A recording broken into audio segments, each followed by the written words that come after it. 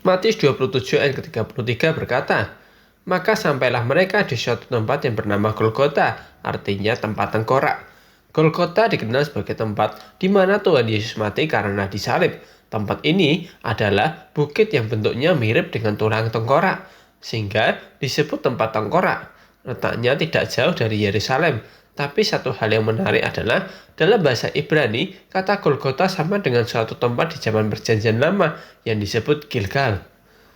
Yosua 5 ayat ke-9 berkata, "Dan berfirmanlah Tuhan kepada Yosua, hari ini telah kuhapuskan celah Mesir itu daripadamu.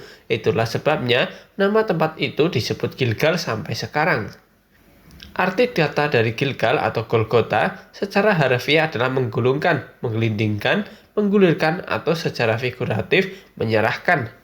Dalam zaman Perjanjian Lama, Gilgal adalah tempat di mana Yosua berkemah setelah menyeberang Sungai Yordan.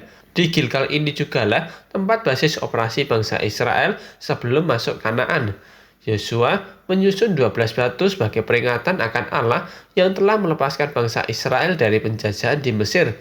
Dan sekarang, generasi baru bangsa Israel yang dipimpin oleh Yosua akan memasuki tanah baru, yaitu tanah perjanjian, tanah Kanaan. Gilgal adalah tempat peringatan di mana bangsa Israel sudah merdeka dari Mesir.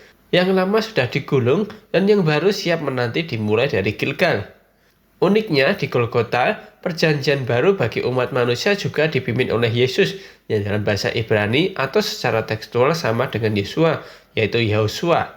Jadi, seperti Yosua dalam perjanjian lama yang membebaskan bangsa Israel menyelesaikan menjajah Mesir dan memperingatinya di Gilgal, Tuhan Yesus menyelesaikan seluruh kutuk dosa di tempat yang bernama Golgota.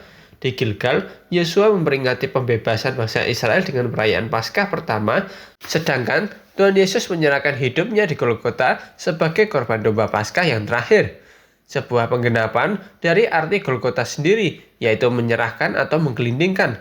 Menyerahkan nyawanya kepada kehendak Bapa dan menggelindingkan atau menggulung kotak dosa. Sehingga kini kita tidak perlu lagi mengadakan pengorbanan domba Paskah lagi, karena Tuhan Yesus sendiri yang menggenapinya. Golgota adalah tanda kemerdekaan seluruh umat manusia atas penjajahan dosa. Dahulu, manusia yang tercela karena dosa tidak bisa bertemu dengan Allah karena Allah Maha Kudus, sedangkan manusia yang tercela. Tapi karena penebusan Tuhan Yesus, manusia diperdamaikan dengan Allah, sehingga manusia dapat melihat Allah.